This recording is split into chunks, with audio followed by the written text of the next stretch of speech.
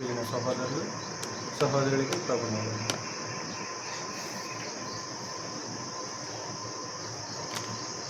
దేవుని మహాకృప చొప్పున మరొకసారి మనం ఆయన సన్నిధిలో వచ్చేది మనల్ని ఆరాధించి ఒక విశేషమైన వాక్యాన్ని పరమ తండ్రి మనకు అనుగ్రహించాడు. పోయిన వారంలో నేర్చుకున్న వాక్యాన్ని కూడా మనకి సహోదరులు జ్ఞాపకం చేశారు. యేసుక్రీస్తు మన కొరకు గాయపరచబడ్డాడు. ఆయన గాయాలని మనం ఏం చేయకూడదు, రేపకూడదు అనే విషయాలు మనం నేర్చుకున్నాం. ఈరోజు మరొక పాఠాన్ని మనం నేర్చుకున్నాం.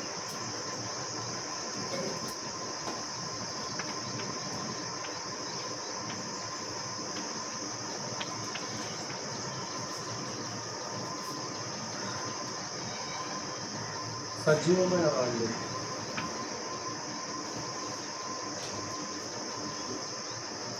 అనే సందేశం గురించి కొన్ని విషయాలు నేర్చుకున్నాం. సజీవమైన రాళ్ళు. ఒక ఇల్లు కట్టబడాలన్నా, ఒక దేవుని మందిరం కానీ దేవాలయం కానీ కట్టబడాలన్నా సరే రాళ్ళు అనేది చాలా ప్రాముఖ్యం. భౌతికంగా ఒక ఇల్లు కట్టాలన్నా రాళ్ళు కావాలి. అలాగే గ్రంథంలో భౌతికంగా దేవాలయం నిర్మించడానికి రాళ్ళు ఉపయోగించారు. అలాగే ఈరోజు క్రొత్త నిబంధన ప్రకారంగా ఒక ఆత్మ సంబంధమైన ఒక మందిరం కట్టబడాలన్నా సరే రాళ్ళు చాలా ప్రాముఖ్యం. రాళ్ళు లేకుండా ఒక ఇల్లు నిర్మాణం కాదు, ఒక దేవాలయం, ఒక దేవుని మందిరం నిర్మాణం చేయటం అనేది జరగదు. అది అసాధ్యమే. రాళ్ళు ఉంటేనే, ఆ రాళ్లతో మాత్రమే మనం నిర్మాణం చేయగలం. కానీ రాళ్ళు లేకుండా ఒక కట్టడం కట్టబడే అవకాశము లేదు.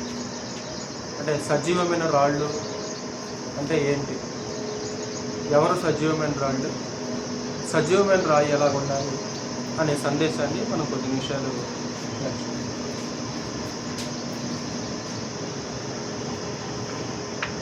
మొట్టమొదటిగా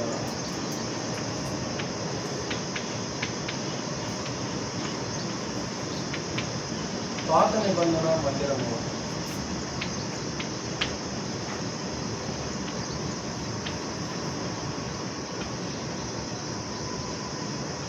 నిర్జీవమైన రాళ్లతో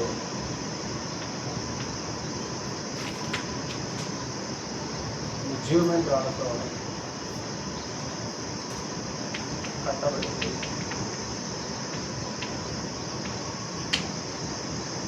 పాత నిబంధనలో దేవుని యొక్క మందిరం ఉందనే సంగతి మీకు తెలుసు. కట్టిన వ్యక్తి ఎవరు? దేవుని మందిరాన్ని కట్టిన వ్యక్తి ఎవరు అంటే సొలొమోను దేవుని కొరకు ఒక మందిరాన్ని కట్టాడు. ఆ మందిరం దేంతో కట్టబడిందంటే ఒక నిర్జీవమైన రాళ్ళతో కట్టబడిన మందిరం. నిర్జీవమైన రాళ్ళు అవి చూడండి ఒకసారి. రాజుల మొదటి అంటే ఆ మందిరానికి ఆయన ఏమేమి ఉపయోగించాడు ప్రాముఖ్యంగా అంటే మొట్టమొదటిగా రాళ్ళు ఉపయోగించాడు. అలాగే దేవదారు మ్రాను ఉపయోగించాడు. 3 బంగారము ఉపయోగించాడు. అంటే దేవుని మందిరాన్ని కట్టడానికి ప్రాముఖ్యంగా ఉపయోగించబడిన పాత నిబంధనల మెటీరియల్స్ ఏంటంటే ఇది రాళ్లతో కట్టాడు, దేవదారు మ్రాను ఉపయోగించాడు, బంగారాన్ని కూడా ఉపయోగించాడు.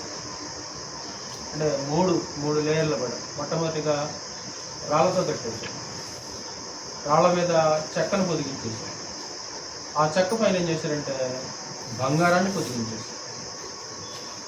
అందులో ఆ దేవాలయంలో ఉపయోగించే పాత్రలు కూడా దేంతో తయారు చేశాడు? బంగారంతో తయారు చేశాడు. రాజుల మొదటి గ్రంథం 6వ అధ్యాయము 7వ వచనం చదువుతాంటే ఒకసారి. రాజుల మొదటి గ్రంథం 6వ అధ్యాయము 7వ వచనం. వినిపిస్తుందా? వినిపిస్తుందా?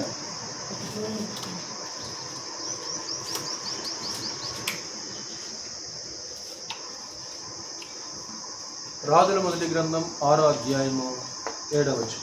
అయితే మందిరము కట్టబడు సమయమున అది ముందుగా సిద్ధపరిచి తెచ్చిన రాళ్లతో కట్టబడిన మందిరము కట్టు స్థలమున సుత్తె గొడ్డలి మొదలైన ఇనుప పనిముట్ల ధ్వని మందిరాన్ని ఎలా కట్టినట్టమ్మా? మందిరము కట్టు సమయమున అది ముందుగా సిద్ధపరిచి తెచ్చిన రాళ్లతో 5వ అధ్యాయము 17వ వచనం కొట్టండి ఒకసారి. 5వ అధ్యాయము 17వ వచనం.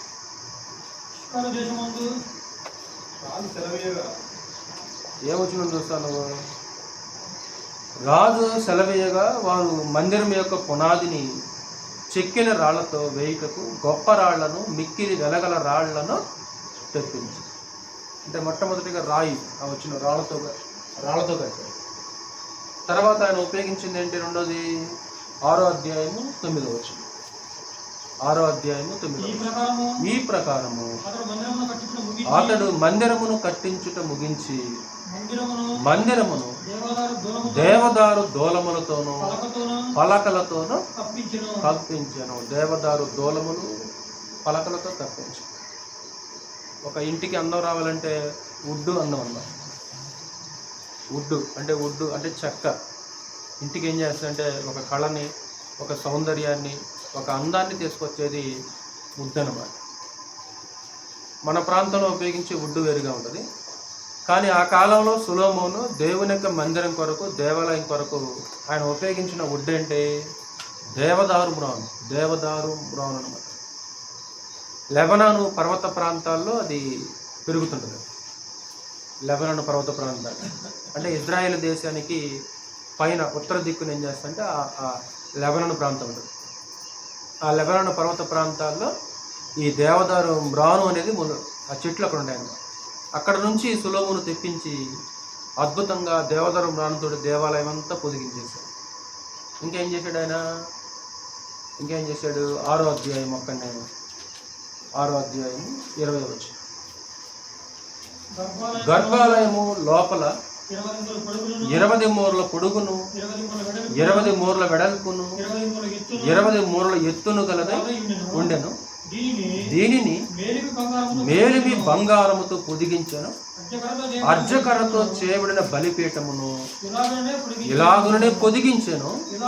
ఇలాగున సొలొమోను మందిరమును లోపల మేలిమి బంగారముతో పొదిగించి గర్భాలయపు ముంగిలికి బంగారపు గొలుసులు గల తెర చేయించి బంగారముతో దాన్ని పొదిగించెను. తర్వాత ఏ భాగమును విడవకుండా మందిరమంతయు. ఎక్కడిదంత బంగారం అంటే ఆయనకు కానుకలు వచ్చేవి. అంతకంటే ముందుగా దావీదు సిద్ధం చేశాడు, మీకు తెలుసు కదా. అసలు వాస్తవానికి మందిరం కట్టాలంటే ప్లాన్ ఎవరిది? దావీదుది. నీ చేతులు రక్తంతో తడిసినవి, నువ్వు యుద్ధాలు చేసావు కాబట్టి నువ్వు కట్టొద్దు, నీ గర్భంలో నుంచి కుమారుడు వస్తాడు, అతను నా కొరకు మందిరం కడతాడంట.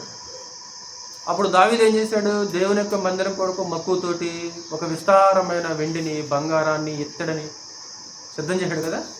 అతను ఏం చేశాడంటే యుద్ధాలు చేసి జయించి శత్రుల యొక్క సొమ్మును దోచుకొని విస్తారమైన ఒక బంగారాన్ని సమకూర్చేశాడు. అంటే ముగ్గురు వెలగరాళ్ళు, దానిపైన దేవదారు కర్ర, దానిపైన బంగారంతో పొదిగించేశాడు. ఎలా కూడా చూడండి ఒకసారి దేవాలయం. ఒక అద్భుతం అనమాట. ఒక మాటలో చెప్పాలంటే ఆ కాలంలో క్రీస్తు పుట్టక ముందు ఒక వండర్ అనమాట. ఒక వింత అనమాట. ఒక అత్యద్భుతమైన దేవాలయ నిర్మాణం చేశాడు. సుమారు ఎంతకాలం కట్టిన తెలుసా? ఆయన 7 సంవత్సరాలు కట్టిన మందిరాన్ని. నిరంతరాయంగా సుమారు 1,83,000 మంది కూలీలు పనిచేశారు. 7 సంవత్సరాలు 1,83,000 మంది కూలీలు నిరంతరాయంగా పనిచేస్తే ఒక అత్యద్భుతమైన దేవాలయము నిర్మాణం అయిపోయింది. అక్కడనే 38వ వచనం 38వ వచనం. మరియు 6:38 11వ సంవత్సరము బూలు అను 8వ మాసమున దాని ఏర్పాటు చొప్పున దాని ఉపభాగములన్నిటితోనూ మందిరము సమాప్తమైన 7 సంవత్సరములు సొలొమోను దానిని కట్టించుచుండెను. 7 సంవత్సరములు సొలొమోను దానిని కట్టించుచుండెను. 7 సంవత్సరాలు ఒక అత్యద్భుతమైన దేవాలయాన్ని కట్టించారు. అది నిర్జీవమైన రాళ్లతోటి కట్టబడిన ఒక మందిరం అన్నమాట. మార్కు సువార్త 13వ అధ్యాయం చూడు ఒకసారి. మార్కు సువార్త 13వ అధ్యాయం 1వ వచనం. మార్కు సువార్త 13వ అధ్యాయం. ఆయన దేవాలయములో నుండి వెళ్ళుచుండగా ఆయన శిష్యులలో ఒకడు, బోధకుడా, ఈ రాళ్ళు ఎలాంటివో, ఈ కట్టడములు ఎలాంటివో చూడుమని యేసుక్రీస్తుకు తెలియనట్లు యేసుక్రీస్తు చూపిస్తున్నారు. మనం కూడా సిటీ లేదంటే టౌన్ వెళ్ళామనుకో, అది చూడండి ఎంత బాగుంది అంటాం కదా. అలాగా యేసుక్రీస్తు వారికి అపోస్తులు ఏం చూపిస్తున్నారు? దేవాలయం చూపిస్తున్నారు. ప్రభువా, ఈ రాళ్ళు ఎలాంటివో అంటే ఆ దేవాలయం దేంతో కట్టబడింది? రాళ్లతో కట్టబడింది. ఇప్పుడు యేసుక్రీస్తు కాలంలో ఉన్న దేవాలయం సొలొమోను కట్టిన దేవాలయమా? ఎరా నా ప్రశ్న సహోదరులు. ఇక్కడ అపోస్తులు యేసుక్రీస్తు వారికి ఏం చూపిస్తున్నారు? దేవాలయం చూపిస్తున్నారు. యేసుక్రీస్తు కాలంలో ఉన్న దేవాలయము సొలొమోను కట్టిన దేవాలయమా? సహోదరులు చెప్పాలి వెనకాల. ఇంతకు ప్రశ్న అర్థమైందా? యేసుక్రీస్తు కాలంలో ఉన్న దేవాలయము, అపోస్తులు యేసుక్రీస్తుకు చూపిస్తున్న దేవాలయము, ఇప్పుడు దాకా మాట్లాడుకున్న ఈ దేవాలయమా? ఇది కాదు, ఇది కాదు. దీన్ని ఏం చేశాడు?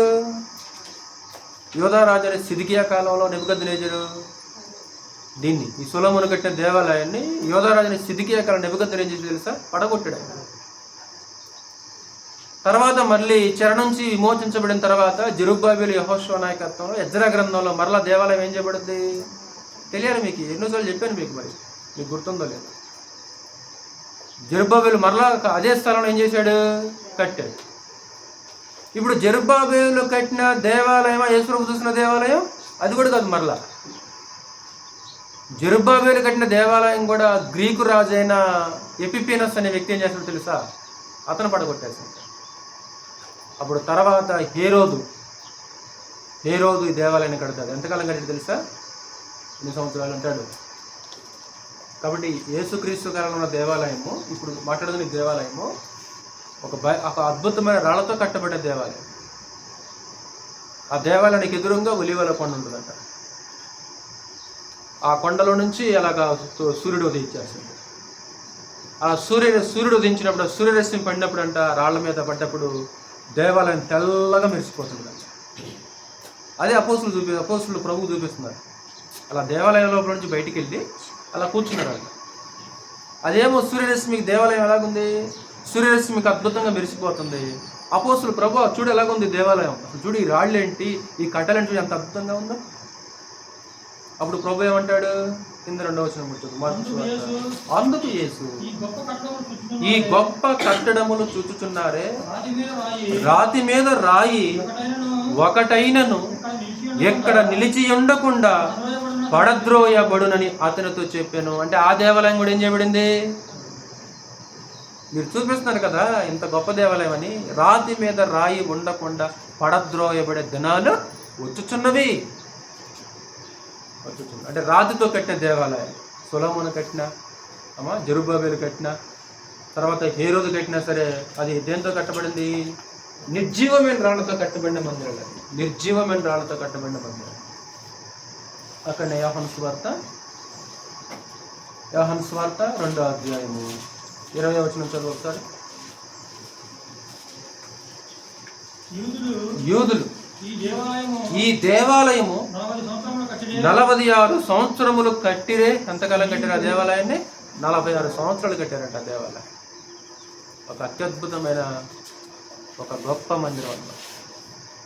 మీకు తెలుసు కదా అనా, ఇంత అద్భుతంగా సొలొమోను కట్టినా సరే దేవుడు నివసించడానికి మందిరానికి వచ్చాడా? సొలొమోను రాళ్లతోటి, దేవదారం రాళ్ళతోటి, బంగారంతో పొదిగించి అందులో ఉండే వస్తువులన్నీ కూడా బంగారమేరా. కానీ దేవుడు అందులో నివసించడానికి వచ్చాడా? బంగారంతో కట్టిన దేవాలయంలో నివసించడానికి కూడా దేవుడు సముఖముగా లేడు. ఎందుకంటే దేవుడు హస్తకృతములైన ఆలయములలో నివసించాడు. అంటే అంత సుందరంగా, అంత అద్భుతంగా సొలొమోను కట్టినా సరే దేవుడు ఏమన్నా తెలుసారా? అపోస్తుల కార్యము 7వ అధ్యాయం చూడండి. స్టెఫన్ ఆ విషయం చెప్తుంటాడు. 46వ వచనం చదువు, 7వ అధ్యాయము 46వ వచనం. అతడు అంటే దావీదు దేవుని యొక్క దయ పొంది యాకోబు యొక్క దేవుని నివాస స్థలము కట్టగోరెను. అంటే ఆలోచన అయింది, కోరిక అయింది. అయితే సొలొమోను ఆయన కొరకు మందిరము కట్టించెను. కట్టాలనుకుందేమో దావీదు, కట్టిందేమో సొలొమోను. అప్పుడు దేవుడు ఏమంటాడు? అయినను ఆకాశము నా సింహాసనం, భూమి నా పాదపీఠము, మీరు నా కొరకు ఎలాంటి మందిరము కట్టుదురు? నా విశ్రాంతి స్థలం ఏది? ఇవన్నీ నా హస్తకృతములు కావా అని ప్రభు చెప్పుచున్నాడు అని ప్రవక్త పలికిన ప్రకారము సర్వోన్నతుడు హస్తకృతాలయములలో నివసింపడు. సొలొమోనా, నువ్వు ఎంత వైవిధ్యంగా కట్టినా, ఎంత అద్భుతంగా కట్టినా సరే నేను మాత్రం అందులో నివసించే అవకాశము లేదు. ఎందుకంటే నేను ఆత్మని, నేను అదృశ్య స్వరూపిని. హస్తకృతాలయాల్లో దేవుడు నివసించే అవకాశము లేదు. కాబట్టి పాత నిబంధన మందిరం అనేది నిర్జీవమైన రాళ్లతోటి, అది నిర్జీవమైన రాళ్లతోటి కట్టబడిన మందిరము పాత నిబంధన మందిరం. కానీ క్రొత్త నిబంధనలో మందిరం ఉందో చూడండి. క్రొత్త నిబంధన మందిరం మాత్రము ఏ రాళ్లతో కట్టబడిందిరా శ్రీడారా? ఏ రాళ్లతో కట్టబడిందంటే సజీవమైన రాళ్లతో కట్టబడిన మందిరం.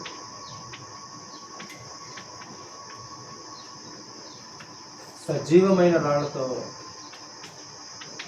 కట్టబడి.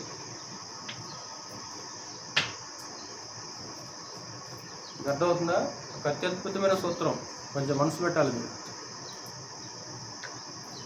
సజీవమైన రాళ్ళు అనే పాఠాన్ని ఈరోజు మనం నేర్చుకున్నాం. ఎవరు ఎందుకు ఆ సజీవమైన రాళ్ళు అనే సంగతులు మనం ఆలోచన చేస్తున్నాం.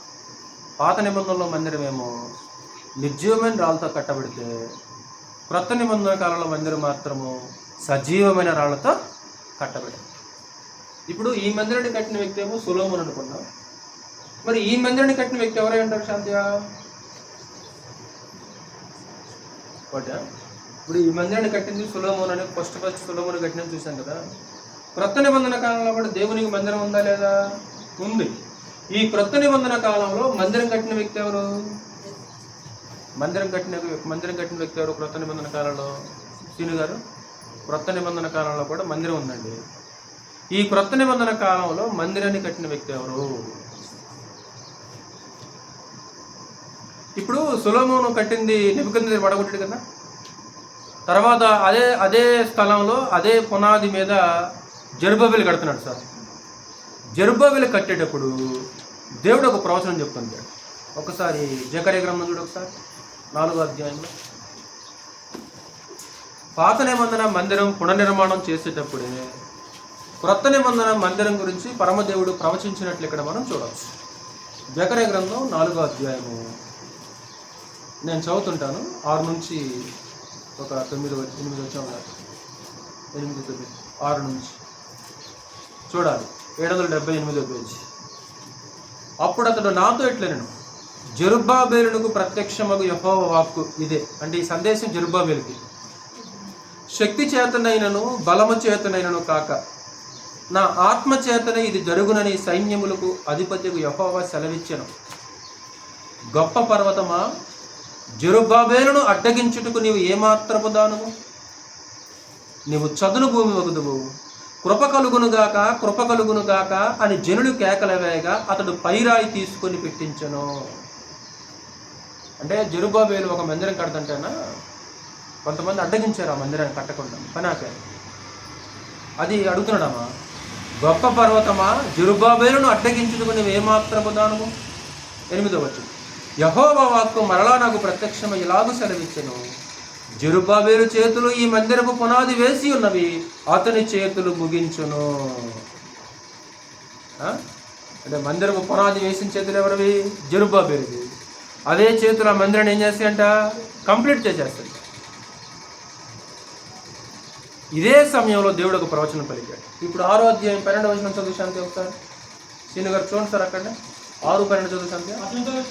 అతనితో ఇట్లనము, సైన్యములకు అధిపత్యకు యెహోవా సెలవిచ్చినదేమనగా, చిగురు అను ఒకడు కలడు, అతడు తన స్థలములో నుండి చిగుర్చును, అతడు యెహోవా ఆలయము కట్టును, అతడే యెహోవా ఆలయము కట్టును.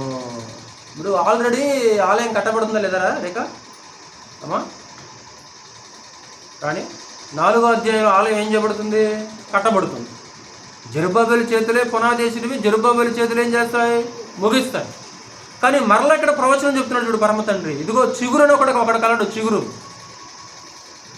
చిగురు ఒకడు కలడు, అతడు తన స్థలంలో నుంచి చిగురుస్తాడు. అతడు వచ్చి ఎవరికి ఆలయం కడతాడు? అతడు యెహోవాకి ఆలయం కడతాడు, అతడే యెహోవా ఆలయం కడతాడు. అంటే జెరుబ్బాబెలు కట్టేది ఆలయం కాదా? అది దేవుడు నివసించే ఆలయము కాదు. ఇదిగో చిగురు కట్టేదే దేవుడు నివసించే ఆలయం. ఇంతకీ చిగురు అంటే ఎవరై అంటారు సీని గారు? వాటే చిగురు అన్నాడు కదా అక్కడ. చిగురు అని ఒకడు కలడు, చిగురు వస్తాడు. భవిష్యత్తులో చిగురు వచ్చి యెహోవా దేవునికి ఒక ఆలయాన్ని, ఒక అద్భుతమైన ఆలయాన్ని కడతాడు. మీకు అందరూ తెలిసినట్లు చిగురు అంటే ఎవరు అక్కడ? యేసుక్రీస్తు. కాబట్టి క్రొత్త నిబంధన కాలంలో మందిరాన్ని కట్టిన వ్యక్తి ఎవరంటే క్రీస్తు యేసు. ఆ క్రీస్తు యేసు సజీవమైన రాళ్లతోటి మందిరాన్ని ఏం చేశాడు? కట్టాడు. ఇంతకీ యేసుక్రీస్తు కట్టిన మందిరం ఏంటి? యేసుక్రీస్తు కట్టిన మందిరం ఏంటి? యేసుక్రీస్తు మందిరం కడతాడా లేదా అంటే కడనని బైబిల్ చెప్తుంది, ప్రవచనం ఉంది ముందుగానే. ఆయన ఈ భూమి మీద దేవుని కొరకు ఒక ఆలయాన్ని, ఒక మందిరాన్ని కడతాడు అనే ఒక ప్రవచనం ఉంది. అయితే ఇంతకీ యేసుక్రీస్తు కట్టిన యెహోవా ఆలయం ఏది, మందిరం ఏది చెప్పాలి. అంతే కదా, ఎందుకు సంకోచిస్తారు? ఎందుకు? తెలిసిన విషయం కదా. తిమోతికి రాసిన మొదటి పత్రిక 3వ అధ్యాయము 15వ వచనం. మందిరము అంటే క్రొత్త నిబంధన ప్రకారంగా మందిరం అంటే ఏంటి? గోడల గల బిల్డింగా కాదు కదా. మందిరం అంటే సంఘం. 3వ అధ్యాయం 15వ వచనం. అయినను నేను ఆలస్యము చేసిన యెడల దేవుని మందిరములో అనగా, అంటే మందిరం అంటే అర్థం ఏంటి? క్రొత్త నిబంధన ప్రకారంగా సంఘము. మందిరం అంటే సంఘము. అంటే దేవుని కొరకు, దేవునికి నివాసం కొరకు యేసుక్రీస్తు కట్టిన మందిరం ఏంటంటే సంఘం. ఎలా సరిగా సొలొమోను ఎంత అద్భుతంగా దేవాలయం కట్టాడు కదా. నివసిస్తాడు అందులో? నివసించడు. కానీ యేసుక్రీస్తు కట్టిన మందిరంలో మాత్రం ఎవరు నివసిస్తారు? దేవుడు నివసిస్తారు. అంటే సంఘం ఎక్కడ కూడుకుంటే అక్కడ ఎవరు నివసిస్తారా? అవి స్థలం తాగలేదే, ప్లాస్టింగ్ చేయలేదే, లేదా రేగుల షెడ్డే. అది రేగుల షెడ్ కావచ్చు, ఇంట్లో కావచ్చు, ఒక పంచలో కావచ్చు, లేదా ఒక చెట్టు కింద కావచ్చు. ఎక్కడ పరిశుద్ధులు ఒక 10 మంది కానీ, ఎంతమంది ఉంటే ఎంతమంది బాప్తిసం పొందిన వాళ్ళు ఎంతమంది ఉంటే అంతమంది ఒక చోట కూడుకున్నారు అనుకో, అది ఎవరి మందిరం అయింది? దేవుని మందిరం అయింది. అది ఒక దేవాలయం అదే దేవాలయం. ఈరోజు దేవాలయం అంటే సమాజానికి అర్థం కాల. పరిశుద్ధపరచబడిన గుంపు ఎక్కడైతే కూడుకుంటుందో అదే దేవునికి ఆలయం. అయితే ఈ ఆలయం, ఈ మందిరం నిర్జీవమైన రాళ్లతో కట్టబడ్డ మందిరము కాదు. భౌతికమైనది పాత నిబంధనలో మందిరం అయితేనేమో నిర్జీవమైన రాళ్లతో కట్టబడింది. ఇది మాత్రం సజీవమైన రాళ్లతో కట్టబడింది అన్నమాట. ఇంగ్లీష్లో ఏమంటే లివింగ్ స్టోన్ అంటారు అనమాట. దీనికి తెలుగు అర్థం ఏంటంటే ఇంకా జీవించే రాళ్ళు. ఒక అద్భుతమైన సందేశం అన్నమాట. ఈ రాళ్ళు ఏ రాళ్ళు? ఇవి జీవించే రాళ్ళు. ఇవి living stone, non living stone అని అంటారు. ఇది జీవించే సజీవమైన రాళ్ళరా. ఇప్పుడు మందిరం కట్టాలంటే ఖచ్చితంగా పునాది కావాలి కదా. ఇందాక చదివాం కదా, జెరుబ్బాబెలు ఏమన్నాడు? జెరుబ్బాబెలు చేతులు పునాది వేసినవి, ఆ చేతులు ఏం చేస్తాయి? ముగిస్తాయి. కాబట్టి ఈ మందిరానికి కూడా పునాది ఉందన్నావు. ఇది ఆత్మ సంబంధమైన మందిరం. ఇది క్రొత్త నిబంధన మందిరము. ఈ మందిరానికి కూడా పునాది ఉందా లేదా? పునాది ఉంది. ఈ పునాది ఎవరో తెలుసా? ఎవరి పునాది కూడా ఎవరి మందిరానికి? ఏమని చెప్పాలి? బేసిక్ కాబట్టి మిమ్మల్ని అడుగుతాను, లేకపోతే మీకు తెలియకపోతే మిమ్మల్ని అడగను. పునాది ఎవరు ఇంతకీ ఈ మందిరానికి? కొరింథీయులకు రాసిన మొదటి పత్రిక 3వ అధ్యాయం. కొరింథీయులకు రాసిన మొదటి పత్రిక 3వ అధ్యాయం 10వ వచనం చదువు ఒకసారి. దేవుడు నాకు అనుగ్రహించిన కృప చొప్పున నేను నేర్పరి అయిన శిల్పకారుని వలె పునాది వేసి తిని మరి ఒకడు దాని మీద కట్టుచున్నాడు. ప్రతివాడు దాని మీద ఎలాగూ కట్టుచున్నాడు జాగ్రత్తగా చూసుకొని వెళ్ళను. వేయబడినది తప్ప మరి యొక్క పునాది ఎవడనూ వేయనేరుడు. ఎవరంట పునాది? ఎవరు? ఈ పునాది యేసు క్రీస్తే. పునాది కూడా క్రీస్తే. పునాది కూడా క్రీస్తే. అయితే పునాది వేసిన వాళ్ళు ఎవరు? పునాది వేసిన వాళ్ళు ఎవరు? శాంతి. పునాది ఎవరు? యేసుక్రీస్తు. ఇందాక ఆ మందిరానికి పునర్నిర్మాణం చేసినప్పుడు పునాది వేసింది ఎవరు? జెరుబ్బాబెలు. కానీ ఈ మందిరానికి పునాది వేసింది ఎవరు? ఈ మందిరానికి పునాది వేసింది ఎవరు? అక్కడే ఉంది 10వ వచనంలోనే. నేర్పరి అయిన శిల్పకారుని వలె పునాది వేసి తిన్ని. ఎవరు? అపోస్తులు. పునాది వేశారన్నారు. ఎఫెసీయులకు రాసిన పత్రిక 2వ అధ్యాయం చూడొకసారి. అక్కడ చాలా తేడాగా మాట్లాడుతుంది. ఎఫెసీయులకు రాసిన పత్రిక 2వ అధ్యాయం 20వ వచనం చదువు ఒకసారి. క్రీస్తు యేసే ముఖ్యమైన మూలరాయి ఉండగా అపోస్తులను ప్రవక్తలను వేసిన పునాది మీద. అపోస్తులు ఒక్కళ్ళే కాదు, అపోస్తులు ప్రవక్తలను. ఎవరెవరు పునాది వేశారంట? అపోస్తులు ప్రవక్తలు పునాది వేశారు. ఎవరిని పునాదిగా వేశారంట? ఇదిగో క్రీస్తునే పునాదిగా వేశారమ్మ. క్రీస్తునే పునాదిగా వేశారు. కొంచెం శ్రద్ధగా వినాలి మనుషులు.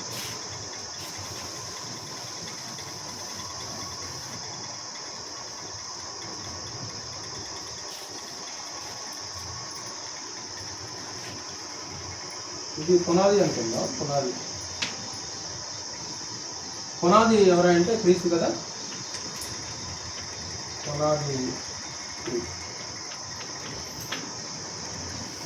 పునాది తీసిన తర్వాత ఏం చేస్తాం? ఒక మూలరాయి వేస్తాం కదా, అంతేనమ్మా? ఒక మూలరాయి పెడతాం. ఒక మూలరాయి కూడా ఎవరు మరి? ఈ మూలరాయి కూడా ఎలాంటి మూలరాయి తెలుసా? ఈ మూలరాయి కూడా వేస్తారు పునాది వేసిన తర్వాత. ఈ మూలరాయి కూడా సజీవమైంది. మరలా 20వ వచనం నుంచి ఒకసారి 2వ అధ్యాయం 20వ వచనం. 2:20. క్రీస్తు యేసే ముఖ్యమైన మూలరాయి ఉండగా. మూలరాయి ఎవరంట? క్రీస్తే మూలరాయి అండి. ఈ మందిరానికి మూలరాయి క్రీస్తు. ఈ మూలరాయి కూడా సజీవమైన మూలరాయి. పేతురు రాసిన మొదటి పత్రిక 2వ అధ్యాయం.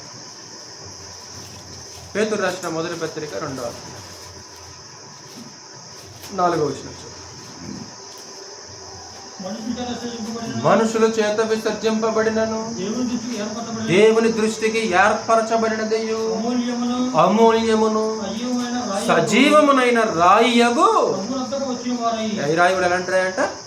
ఇది సజీవమైన రాయి. ఈ రాయి సజీవమైన రాయి.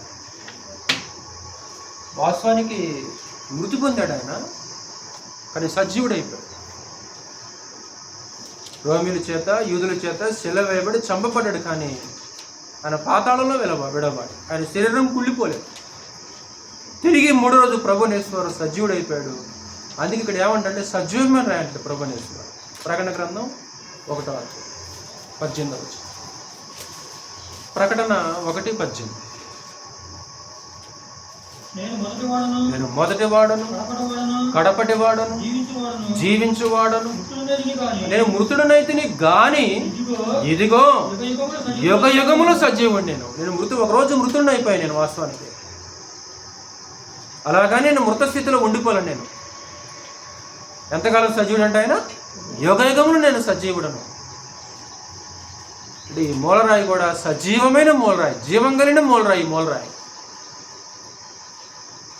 ఈ మూలరాతిని వేసిన వాడు క్రీస్తు, క్షమించండి, పరలోకపు తండ్రి. యెషయా గ్రంథం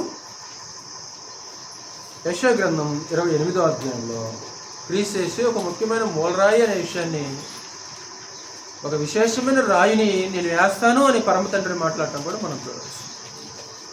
28వ అధ్యాయము యెషయా గ్రంథం 16.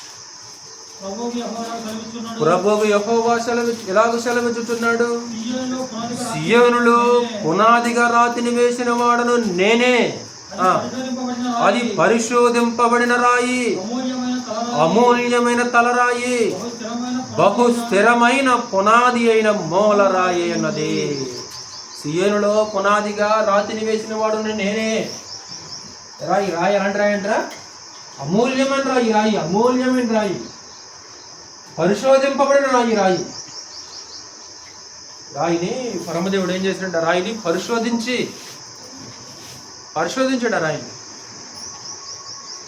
అమూల్యమైన రాయి, బహు స్థిరమైన పునాది రాయి, విశ్వసించువాడు కలవరపరుడు, నేను న్యాయము కొలనూలుగాను నీతి మట్టబుగుండుగాను పెట్టేదను. ఈ సూత్రం మనసులో ఉంచుకోండి. కొంచెం ముందుకెళ్ళిన తర్వాత ఒకసారి జ్ఞాపకం చేసుకున్నాను.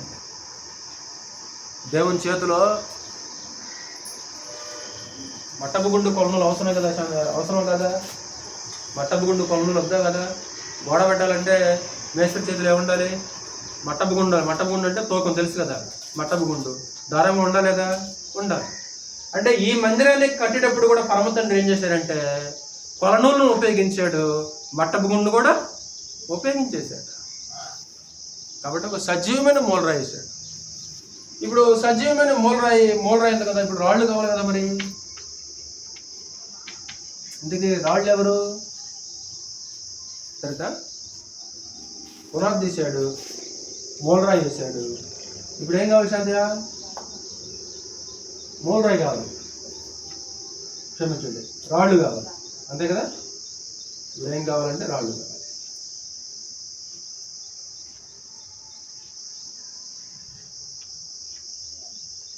రాళ్ళు కావాలి. ఇందుకే రాళ్ళని ఎక్కడి నుంచి తెచ్చాడు ఆయన?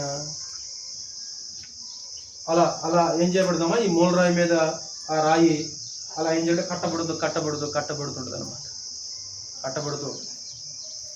ఇందుకే రాళ్ళు ఎవరంటే మరలా పేతురు రాసిన మొదటి పత్రిక 2వ అధ్యాయానికి వెళ్ళి ఒకసారి. పేతురు రాసిన మొదటి పత్రిక 2వ అధ్యాయం 5వ వచనం. యేసుక్రీస్తు ద్వారా దేవునికి అనుకూలమగు ఆత్మ సంబంధమైన బలులు అర్పించుట పరిశుద్ధ యాజకులుగా ఉండునట్లు మీరును సజీవమైన రాళ్ల వలె నుండి ఆత్మ సంబంధమైన మందిరముగా కట్టబడుచున్నారు. మీరును. ఇందుకు ఎవరమ్మా రాళ్ళు? ఎవరు? మీరు క్రైస్తవులు. రాళ్ళు ఎవరా అంటే క్రైస్తవులు. రాళ్ళు అంటే దేవుని మందిరంలో, దేవుని ఆలయంలో మనం ఏమైనా అంటే దేవాలయంలో నీ స్థితి అంటే నీకు అర్థం కావాలి. వాస్తవానికి దేవాలయంలో, దేవుని మందిరంలో నువ్వు ఏమై ఉన్నావు? నువ్వేమైనా ఒక చుట్టానివై ఉన్నావా, లేకుంటే ఒక అతిథివై ఉన్నావా, లేకుంటే ఒక రాజువై ఉన్నావా? నువ్వేమన్నా అంటే నువ్వు ఏమై ఉన్నావు అంటే ఇదిగో నువ్వు ఒక సజీవమైన రాయి అయి ఉన్నావు. నువ్వు ఊరకనే వస్తాయా? మెటీరియల్ రాళ్ళు కొనాలా? ఊరకనే వస్తాయా?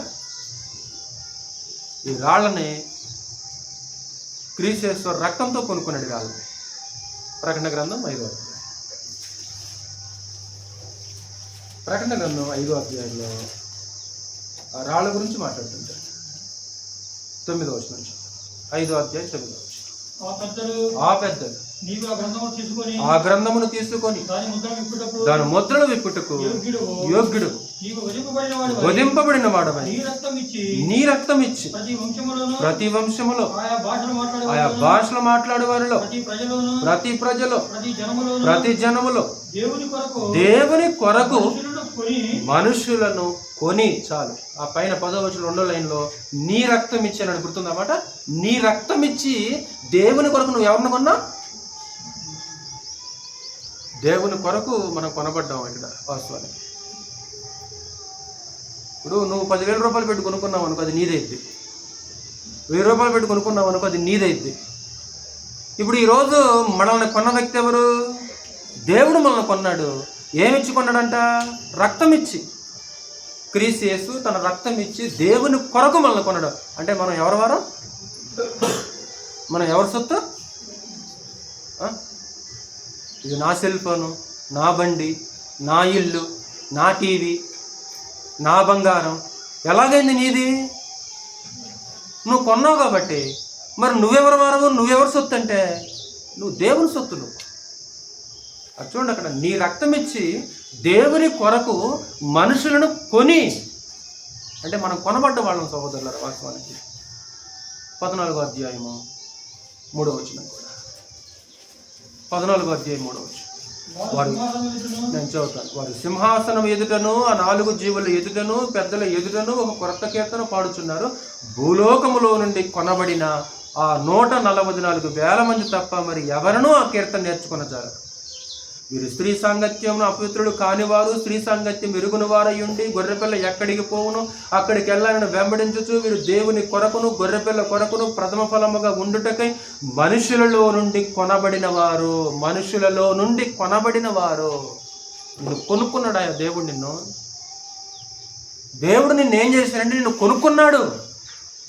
క్రీస్తు యేసు ఏం చేశాడు? నిన్ను కొనుక్కున్నాడు. తన రక్తం ఇచ్చి తన ప్రాణాన్ని పణంగా పెట్టి మనం కొనుక్కున్నాడు. ఎందుకంటే మెటీరియల్ వరకు రాదు కదా, మనం కడుతున్నాం కదా. ఆ రాళ్ళు ఓకొచ్చాయండి అంటే ఎంత ధనాన్ని హెచ్చేస్తే రాళ్ళు వచ్చింది. ఇప్పుడు క్రీస్తు యేసు వెచ్చించింది భౌతికమైన ధనం కాదు. ఈ రాళ్ళను కొనటానికి క్రీస్తు యేసు వారు ఏమి ఇచ్చాడు సార్? తన రక్తం ఇచ్చి రాళ్ళు కొనుక్కున్నాడండి. ఇప్పుడు ఈ రాయి ఏం చేయాలంటే, ఇదిగో ఈ రాయి చక్కగా అమర్చబడాల్సిన అవసరం ఉంటుంది. ఎఫెసీ పత్రిక 1 ఇంకా రాళ్లను రక్తంతో కొన్నాడు. 2 ఆ రాయి ఏం చేయాలంటే చక్కగా అమర్చబడాల్సిన అవసరం ఉంటుంది.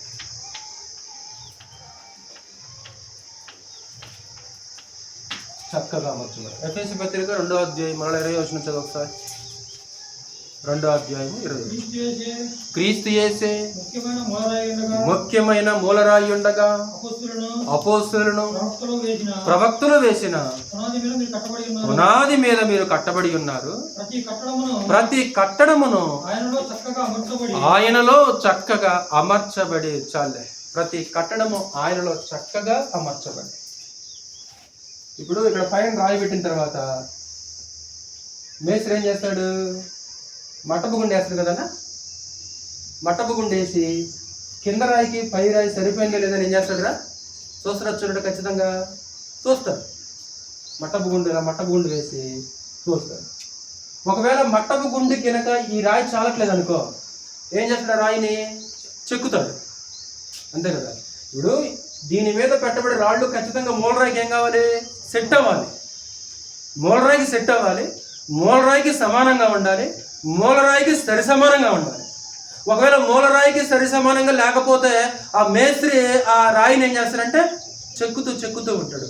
ఎంత చెక్కినా రాయి పనికి రాలేదనుకో, రాయిని ఏం చేస్తాడు? ఇది పనికిరాని రాయి, ఇది పనికొచ్చే రాయి కాదు. ఒకవేళ వంకరతనం ఉందనుకో, ఎందుకంటే కొన్ని ఇటుకలు కాలినప్పుడు కొంచెం బయటకు ఉబ్బుతుంటాయి, వంకరగా ఉంటాయి. అది సెట్ చేయడానికి రైతు మేస్త్రి ఏం చేస్తాడంటే ఆ యొక్క టాపీతోటి సుత్తుతోటి ఏం చేస్తుంటాడు? ఆ సుత్తుతోటి చెక్కుతూ ఉంటాడు అన్నమాట. ఈరోజు రాళ్ళు మనము మూలరాయి క్రీస్తు. ఇప్పుడు ఈ రాయి మూలరాయికి ఏం కావాల్సిన మనం ఖచ్చితంగా సరిపోదు తమ్ముడు. మూలరాయికి చాలకుండా ఉంటే ఈ రాయి ఏం చేయబడితే మీకు అర్థమవుతుంది అనుకుంటున్నాను. ఈరోజు దేవుని మందిరంలో నువ్వు ఎలాగున్నావంటే ఒక రాయిగా నీవు ఉన్నావు. మనము ఎవరికి సమానంగా, ఎవరికి సరి సమానంగా ఉండాలో తెలుసా? క్రీస్తు యేసుకి ముఖ్యమైన మూలరాయి. ఒకసారి చెక్కుడికి పనికిరాని రాళ్ళు ఉంటాయి కొన్ని. చెక్కుడికి పనికిరాని రాళ్ళని ఏం చేస్తాడు మేస్త్రి? ఎంత చెక్కినా రాయి పనికి రాకపోతే తీసి పక్కన పడేస్తాడు కదా. చెక్కబడాలి. ఇప్పుడు ఒక అందమైన శిల్పం తయారవుతుందంటే దాన్ని శుద్ధితో ఏం చేశాడు కదా అసలు? గతంలో దానికి ఆ రూపం లేదు. గతంలో దానికి ఏమాత్రం కూడా ఆ రూపం అనేది లేదు. అంత ఒక అందమైన రూపం వచ్చిందంటే ఆ శిల్పాకారుడు ఏం చేశాడో తెలుసా? శుద్ధితోటి దాన్ని అద్భుతంగా చెక్కి మలిచేసాడు అన్న. ఈరోజు మనలో కూడా యేసుక్రీస్తు యొక్క రూపం రావాలి. మనలో క్రీస్తు రూపం రావాలి. మనలో గతంలో ఉందా? లేదు. గతంలో క్రీస్తు రూపం లేదు మనకి. కానీ ఇప్పుడు క్రీస్తు రూపం రావాలి. ఇప్పుడు ఈ క్రీస్తు రూపం రావాలంటే ఈరోజు మనం కూడా శుద్ధితో ఏం చేయాలి తెలుసా? చెక్కబడాలి. దేవాన్ని దివ్యవాక్యమైన పాటలో ఒక చరణం ఉంది కదా, శుద్ధి అయి మెత్తన చేయం. దేవుని వాక్యం శుద్ధే. 8వ గ్రంథం 23. ఈరోజు శిల్పాకారుడు యొక్క చేతిలో ఉన్న శుద్ధి ఏంటంటే దేవుని వాక్యమే కదా. 23వ అధ్యాయము 29వ వచనం. నా మాట అగ్ని వంటిది కాదా, బండను బద్దలు చేయు సుత్తె వంటిది కాదా. కాబట్టి శిల్పాకారుని యొక్క చేతిలో సుత్తి ఉంటుంది. ఆ సుత్తితోటి ఆకారం లేని ఒక రాయికి, రూపం లేని ఒక రాయికి ఒక అందమైన రూపాన్ని, ఒక అద్భుతమైన రూపాన్ని తీసుకొచ్చినట్లు ఈరోజు దేవుని వాక్యం అనే సుత్తి చేత ఈరోజు మనం కూడా ఏం చేయబడి తెలుస్తారా స్త్రీడారా? చెక్కబడాలి, మలచబడాలి. ఒక అద్భుతమైన షేపులోనికి మనం రావాలి సహోదరులారా. ఒక అద్భుతమైన ఒక షేపు, ఒక రూపంలోనికి మనం రావాల్సిన అవసరం ఉంటుంది. ఎందుకు? సుత్తితో కొడితే నొప్పి ఉంటుందా? ఉండదా? సుత్తితో కొడితే నొప్పి లేకుండా ఎలా ఉంటుంది? నా గురించి వాక్యం చెప్పారు, లేదా నాకే చెప్పాడు, కుర్చీలకు చెప్పమంటారు, లేకుంటే కుర్చీలకి, గేదెలకి, లేకుంటే పరదాలకు చెప్పిన వాక్యాన్ని నాకే చెప్పాడు, నా గురించే చెప్పాడు. నా గురించే చెప్పాడు. ఏం చేయాలి ఇప్పుడు? నువ్వేం చేయాలి? వాక్యం నీకు చెప్పినప్పుడు ఏం చేయాలి నువ్వు? కాబట్టి క్రీస్తు యేసులో మనం ఏం చేయబడాలంటే ఇదిగో రాయి చక్కగా అమర్చబడాల్సిన అవసరం ఉంటుందంట. ఇదిగో ఈ మూల రాయికి ఏం చేయాలంటే ఇదిగో మనం సరిగా సెట్ అవ్వాల్సిన అవసరం ఉంటుంది. చక్కగా అమర్చబడి, లేదు వంకరతనం ఉంది, ఆ వంకరతనం ఉన్నప్పుడు దేవుని వాక్యం చేసి ఏం చేయాలి? ఎక్కడ వంకరతనం ఉందో వాక్యం చెప్పిన ప్రతిసారి కూడా ఆ వంకరతనం ఏం చేయాలి సంధ్య?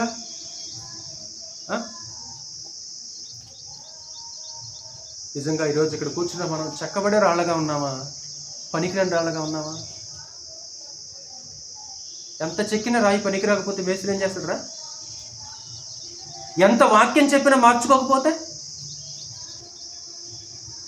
వాడికి చెప్పడం చెవిడు చెవులు శంఖం వదిలేట్టు అంటారు. కొంత లోకంలో ఒక మాట ఉంటుంది సామెత, చెవిడు చెవులు శంఖం వదిలేట్లు అంటే వాడికి చెప్పడం అనవసరమైన అంటారు కొంతమంది. ఎందుకంటే వాడు వినేవాడు కాదు, వాడు మూర్ఖుడు, ఏ పని చెప్పినా చేయడు, పని వినడు. ఈరోజు చెవిడు చెవులు శంఖం వదిలేట్లా ఉందా? మనం కూడా వాక్యం ఏంటంటే అంతే ఉందా? మీకు అర్థమవుతుంది అనుకుంటున్నాను. ఒక సజీవమైన రాయి, నువ్వెవరివి? సరి సమానంగా మూలరాయికి సరి సమానంగా ఉండాల్సి అంతే. ఖచ్చితంగా రాయి కూర్చోవాలంతే. ఏనా? రాయి ఏం చేయాలంటే ఆ గోడలో ఖచ్చితంగా కూర్చోవాలి. దేవుని మందిరంగా మనం కట్టబడుతున్నాం. మనం ఆయన మందిరంలో ఒక రాయిగా ఉన్నాం. మనం ఒక ఆలయంగా, దేవునికి నివాస స్థలంగా మనం ఏం చేయబడుతున్నామంటే కట్టబడుతున్నాం. సరి సమానంగా అంటాడు.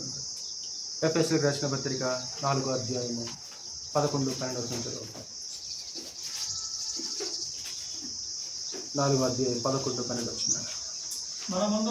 మనమందరము విశ్వాస విషయములోను దేవుని కుమారుని గురించిన జ్ఞాన విషయములోను ఏకత్వం పొంది సంపూర్ణ పురుషుల మగ వరకు అనగా క్రీస్తునకు కలిగిన సంపూర్ణతకు సమానమైన సంపూర్ణత. ఎంతంట? సమానమైన సంపూర్ణత. అంటే ఎవరికి సమానంగా అంటే శాంతి? క్రీస్తునకు కలిగిన సంపూర్ణతకు సమానమైన సంపూర్ణత. ఆయన దేవుని కుమారుడు కాబట్టి, ఆయన పరలోకం నుంచి వచ్చాడు కాబట్టి ఆయన అలాగ ఉంటాడు. మనం మనుషులం కాబట్టి మనం ఇలానే ఉంటాం అనొచ్చా? నరులు అండి మనం, మనుషులు అండి మనం. ఆయన కూడా మనుషుల రూపంలో వచ్చింది. ఆయన కూడా పాప శరీరాకారమే కదా ధరించింది. ఆయన కూడా సమానంగా ఇందాక తెలియదు కదా, న్యాయము పలనూలుగాను నీతిని మట్టబగుండుగాను పెట్టి కొలుస్తుంది అనమాట. కాబట్టి ఎప్పుడైతే మనం బాప్తిసం పొందుతామో, బాప్తిసం పొందిన వెంటనే సరిత ఇదిగో ఇక్కడ చేర్చబడతారమ్మా. బాప్తిసం పొందిన వెంటనే ఆ రాయిని తీసుకొచ్చి ఏం చేస్తారంటే ఇదిగో ఇక్కడ చేస్తారు అనమాట. ఈ కట్టడము కట్టబడుతూనే ఉంటుంది అనమాట. ఈ కట్టడం దీనికి పైకప్పు ఉండదు. దీనికి ఈ కట్టడానికి పైకప్పు అనేది ఉండదు. ఇది యేసుక్రీస్తు రెండోసారి వచ్చేంత వరకు కూడా ఏం చేయబడుతుంటుంది? కట్టబడుతూనే ఉంటుంది, కట్టబడుతూనే ఉంటుంది. ఇది వృద్ధి చెందే కట్టం. ఇది దీనికి కప్పు ఉంది, కానీ దీనికి అలా కప్పు ఉండదు. దీనికి స్లాబ్ ఉండదు అనమాట. ఏం చేయబడుతుంది? యేసుక్రీస్తు వచ్చే వరకు ఏం చేస్తుందంటే ఈ కట్టడము రాయి మీద ఏం చేయబడుతుంది? అలాగా అలా పేర్చబడి కట్టబడు వృద్ధి చెందాలి. ఇప్పుడు ఎవరైనా కొత్తగా బాప్తిసం పొందిననుకో ఒక రాయి పేర్చబడింది, ఇంకొకరు బాప్తిసం పొందిననుకో అలా రాయి ఏం చేయబడుతుంది అనమాట. అలా రాయి పేర్చబడి దేవాలయంగా ఏం చేయబడుతుంది? వృద్ధి చెందేది దేవాలయం ఇది. ఎందుకంటే ఇది సజీవమైన రాళ్ళతో కట్టబడింది కదా. ఇది సజీవమైన రాళ్ళతో కట్టబడింది కాబట్టి అలాగనే ఉండదు అనమాట. ఇదేం చేయబడుద్ది అంటే అలా వృద్ధి చెందుతూ ఉంటుంది అనమాట. ఒకవేళ ఎవరైనా బాప్తిసం పొందలేదనుకో కట్టడం అంతవరకు ఏమైపోయింది? ఆగిపోయింది. ఒకవేళ బాప్తిసం పొంది కొంతకాలం ఉండి ఎవరైనా తప్పిపోయారు అనుకో, ఇక్కడ చేర్చబడే రాయి మరలా ఏం చేయబడింది? తీసివేయబడతారు రాయి. అంతేనా చిన్న గారు? బాప్తిసం పొందాడు, ఇది ఇక్కడ కూర్చున్నాడు రాయిగా, కొంతకాలం నడిచాడు, మరలా లోకంలో కలిసిపోయాడు, ఇక సంఘానికి రావడం మానేశాడు అంటే ఈ రాయిని ఏం చేశాడు? తీసివేయబడింది ఆ రాయి. ఒకవేళ కొత్తగా ఎవరైనా బాప్తిసం పొందారనుకో తిరిగి రాయి ఎక్కడ చేర్చబడుద్ది అంటే ఈరోజు ఇక్కడ కూర్చున్న మనము దేవుని యొక్క మందిరంలో ఒక రాయిగా ఏం చేయబడ్డాం? ఒక రాయిగా మనం కూర్చున్నాం. ఆ చక్కగా మార్చబడాలి. అది గుర్తుంచుకోండి మీరు, చక్కగా మార్చబడాలి. అపోస్తులు శిల్పాకారులు కదా, ఇందాక అదే అన్నాడు, నేర్పరి అనే శిల్పాకారుని వలె పునాది వేసేది. శిల్పాకారుని చేతులు ఏముంటది? సుత్తలేని శిల్పాకారుడు ఎవడుంటాడు? ఉంటాడు ఎక్కడన్నా? ఉండడు. శిల్పాకారుల చేతిలో దేవుని వాక్యం అనే సుత్తుంటది. మా గురించే వాక్యం చెప్పాడు. ఎలా అనుకుంటే ఎలాగా? ఇప్పుడు వచ్చిన వాళ్ళకి కాకపోతే ఎవరు చెప్పాలి నేను వాక్యాన్ని? వచ్చిన వాళ్ళకి కాకుండా నేను ఎవరు చెప్పాలి? గోళ్ళకి కుర్చీలు చెప్తే బాగుంటుంది వాక్యం? ఇంజక్షన్ ఎవరు? రోగికా లేకుంటే నర్సుగా? ఇంజక్షన్ ఎవరికి వేయాలన్నా? అమ్మో రోగి ఏమని అనుకుంటే ఇంజక్షన్ వేస్తాను డాక్టర్ తీసుకుని నర్సుకి వేస్తే ఇంజక్షన్ రోగం ఉంది, నర్సుకి కాదు కదా. ఎవరికి ఉంది? రోగి. కళ్ళందరూ రోగి ఉన్నాడు, ఇంజక్షన్ అయితే నొప్పి కలుగుద్ది కదా. ఇంజక్షన్ అయితే నొప్పి కలగకుండా ఎలా ఉంటుంది? నొప్పి ఉంటుంది, ఖచ్చితంగా నొప్పి ఉంటుంది. సుత్తితో కొట్టినప్పుడు నొప్పి ఎందుకు ఉండదు? పగులుద్ది, హృదయం పగిలిపోద్ది. ఇప్పుడు వాక్యం కూడా ఏం చేయాలరా? వాక్యం చెప్పారు కదా పోయిన వారంలో. ఎరా పేతురు ప్రసంగం చేసినప్పుడు 3000 మందికి ఎలాగుందరా? పొడవ పడిన వారు బలం తీసుకుని పుడిచినట్లేదా? వాళ్ళు కూడా అంతే అనుకున్నారు. మాకే చెప్పి ఏంటా మమ్మల్ని ఎలాగన్నామని. ఈ పేతురికి ఏం పని లేదు, మా గురించి చెప్పాడన్నాడా? మీరు సెలవేస్తారు వేసినాయి, మీరేం చేశారు? మీరు సెలవేస్తారు వేసినాయి. ఏంటయ్యా ఇంత కఠినంగా చెప్పామన్నారా వాళ్ళు? ఏం చేయాలయ్యా? మేము తప్పు చేసాం. ఓకే, మేము తప్పు చేసాం, మరి మేమేం చేయాలి? కాబట్టి నొప్పి కలుగుద్ది. సొత్తుతో కొట్టేటప్పుడు ఖచ్చితంగా నొప్పి కలుగుద్ది, గాయం కలుగుద్ది. ఈరోజు ఒక మంచిగా చెక్కబడాలి కోటే మనం. ఆ మూలరాయికి సరిపోయే విధంగా మనం ఏం చేయాలి తెలుసా? వంకరతనం లేదని కాదు, ఒకవేళ వంకరతనం ఉందనుకోరా, ఆ వాక్యం అనే సొత్తు చేత ప్రతి దినం ఏం చేయబడాలరా మనం? అదిగో చెక్కబడుతూ ఒక మంచి షేపుకి రావాలమ్మా. ఎవరి షేపు? క్రీస్తు యేసు అనే షేపు, ఆ రూపం రావాలి నీలో. చూడండి, కొన్ని శిల్పాలు చూస్తే అసలు కళ్ళు తిప్పుకోలేము అనమాట కదా. కొన్ని శిల్పాలు చూస్తే మనకు విగ్రహాలని తిప్పుకోలేము. అంటే అసలు ఆ మనిషి ఎలా చెక్కుంటాడు ఇంకా సుత్తతోటి ఎంతగా. ఈరోజు మనలో కూడా ఒక అత్యద్భుతమైన ప్రభువుని యొక్క స్వరూపం మనలో రావాలంటే మనం కూడా చెక్కబడుతూ ఉండాలి. అది వృద్ధి చెందే దేవాలయం అనమాట. ఎఫెసీ పత్రిక ఒకసారి మళ్ళీ 2వ అధ్యాయం చూడు ఒకసారి. దేవాలయంగా వృద్ధి పొందాలంట.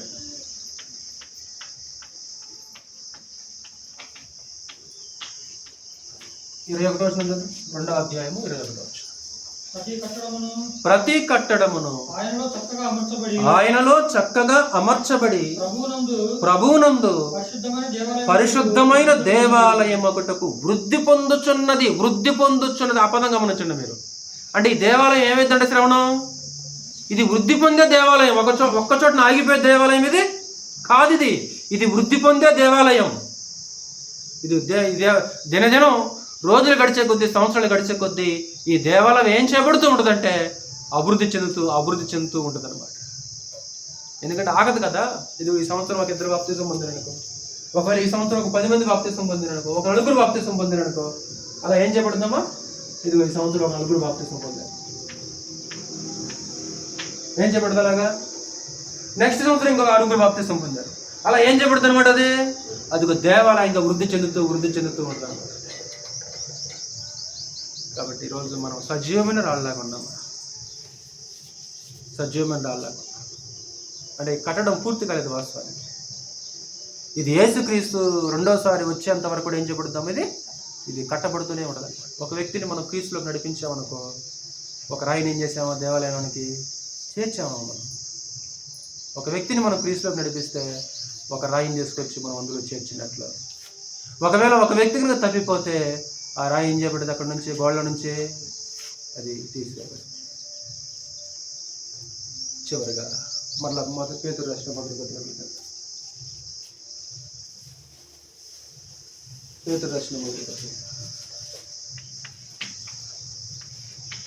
ఈ సజీవమైన రాళ్ళు ఏం చేయాలి, లేకుంటే ఏం చేస్తాయని రాసి. ఈ సజీవమైన రాళ్ళు ఏం చేస్తాయి? 2వ అధ్యాయం 5వ వచనం చదువు ఒకసారి. మరలా 1 పేతురు 2వ అధ్యాయం. యేసుక్రీస్తు ద్వారా దేవునికి అనుకూలమున ఆత్మ సంబంధమైన బలులు అర్పించుట, పరిశుద్ధ యాజకులుగా ఉండనట్లు ఈ రాళ్ళు పరిశుద్ధ యాజకులుగా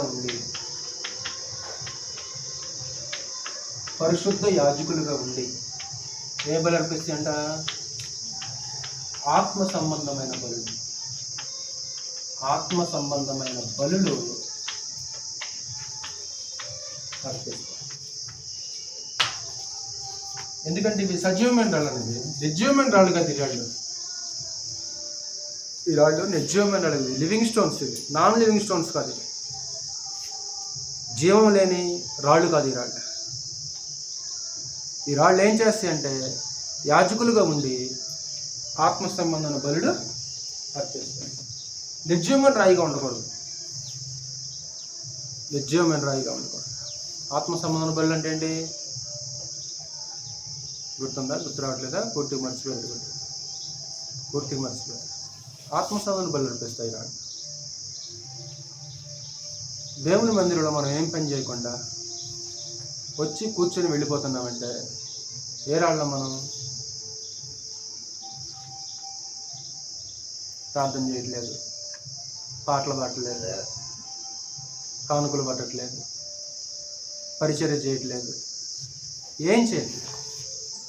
ఇప్పుడు ఏం చేయట్లేదంటే ఈ రాళ్ళు ఏ రాళ్ళు? ఇప్పుడు నిర్జీవమైన రాళ్ళు ఎక్కడేస్తే ఏం చేస్తాయి? అక్కడనే ఉంది. ఏమన్నా లేచి నడిచి పని చేసేవి కదులుతాయా? కానీ మనం నిర్జీవమైన రాళ్ళు కాదు, మనం సజీవమైన రాళ్ళు. ఈ సజీవమైన రాళ్ళు ఏం చేస్తాయి అంటే చెప్తున్నాడు అక్కడ, ఈ రాళ్ళు పరిశుద్ధ యాజకులుగా ఉండి ఆత్మసమన బలులు అర్పించే రాళ్ళు, పనిచేసే రాళ్ళు. ఒక నిర్జీవమైన రాళ్ళు అయితే వచ్చి కూర్చొని వెళ్ళిపోవచ్చు సైలెంట్గా. కానీ నిర్జీవమైన రాయికి నేను చేయలేదే. క్రీస్తు ఏం చేశాడంటే ఒకప్పుడు మృతులు మనం పాపం చేత మనల్ని ఏం చేశాడు? ఆయన సజీవులుగా చేసి మనల్ని బ్రతికించాడు. మరలా ఒక నూతన జీవాన్ని మనలోనికి ప్రవేశింపజేసి మన సజీవులుగా చేశాడు. ఈరోజు ప్రార్థన చేయడం కానీ వాక్యం చదవటం కానీ ఏం లేదు. ఏ రాయిగా ఉన్నావు? అసలుకి ఏ రాయిగా ఉన్నావో పరిశీలించుకోవాలి. సజీవమైన రాళ్ళగా మనం ఉండి దేవునికి ఒక ఆత్మసంబంధ మందిరంగా మనం ఏం చేయాలంటే కట్టబడుతుంది. అంటే మనమే దేవునికి నివాస స్థలంగా కట్టబడాలి. మనమే దేవునికి ఒక ఆలయంగా, ఒక ఇల్లుగా మనం ఏం చేయాలంటే కట్టబడుతూ కట్టబడుతూ కట్టబడుతూ ఇది వృద్ధి చెందాలి. ఈ కట్టడం ఏం చేయకూడదు, ఈ కట్టడం ఇలాగా ఆగిపోకూడదు అనమాట. దేవాలయ మగుటకు వృద్ధి పొందుతున్నది, ఇది వృద్ధిలోనికి రావాలన్నమాట. క్రమంగా రాళ్ళు ఏం చేయబడాలి, క్రమంగా ఆ రాళ్ళు క్రమంగా లోపలికి వచ్చి అవి పేర్చబడుతూ ఉండాలి. ఒకసారి పరిశీలించుకుందాం. నేను దేవుని మందిరంలో సజీవమైన రాయిగా ఉన్నానా లేనా? నేను మూలరాయికి సరిపోతున్నా లేదా? ఆ మూలరాయికి చక్కగా సరిపోతున్నా లేదా అనేది పరిశీలన చేసుకుందాం. నేను ముగించేస్తున్నాను. ఒకసారి బోటికలు చూడండి. సజీవమైన రాళ్ళు పాఠాన్ని మనం నేర్చుకుంటాం. పాత నిబంధన మందిరము నిర్జీవమైన రాళ్లతో కట్టబడిన మందిరం. రాళ్ళు, దేవదారు మ్రాను, బంగారం, సుమారు 7 సంవత్సరాలు, 1,83,000 మంది కూలీలు నిరంతరాయంగా పనిచేస్తారు. అయినా సరే అందులో నివసించడానికి దేవుడు వస్తానన్నాడా? రాదు. కాలక్రమంలో అది ఏం చేయబడింది, పోల్చబడింది. తిరిగి మరలా జెరుబ్బేలుతో అక్కడ ఏం చేయబోతున్నాడు, దాన్ని కట్టబోతుంది. అదే సందర్భంలో ఒక ప్రవచనం ఉంది. చిగురు వస్తాడు, చిగురు వచ్చి యెహోవా ఆలయం కడతాడు, అతడే యెహోవా ఆలయాన్ని, అతను కట్టేదే యెహోవా. కాబట్టి క్రొత్త నిబంధన మందిరాన్ని కట్టే వ్యక్తి ఎవరంటే చిగురు. ఆ చిగురు ఎవరు? క్రీస్తు. ఏ రాళ్ళతో కడతాడు? సజీవమైన రాళ్ళతో కట్టడు. కాబట్టి పునాది అవసరం కదా. పునాది ఎవరు? క్రీస్తు. వేసిన వాళ్ళు ఎవరు? అపోస్తులు. మూలరాయి కావాలి కదా. ఈ మూలరాయి కూడా ఎవరు? సజీవమైన మూలరాయి. ఎవరా మూలరాయి? క్రీస్తు. మరి రాళ్ళు ఎవరు? క్రైస్తవులు కదా. మరి ఈ రాళ్ళు ఒరగన వస్తాయా? రావుగా. ఏం చేశాడు ఆయన? మరి రక్తంతో కొనుక్కున్నాడు ఆయన. కాబట్టి ఈరోజు మనం ఏం చేయాలి? మూలరాయికి చక్కగా అమర్చబడాలి. ఆ రాయి మనం ఏం చేయాలంటే మూలరాయికి చక్కగా కట్టబడాలన్నమాట. అలా కట్టబడుతూ దేవాలయముగా మనం వృద్ధి పొందాల్సిందిగా ప్రేమపూర్వకంగా వేడుకుంటూ ముగిస్తున్నాను. మీ అందరూ కూడా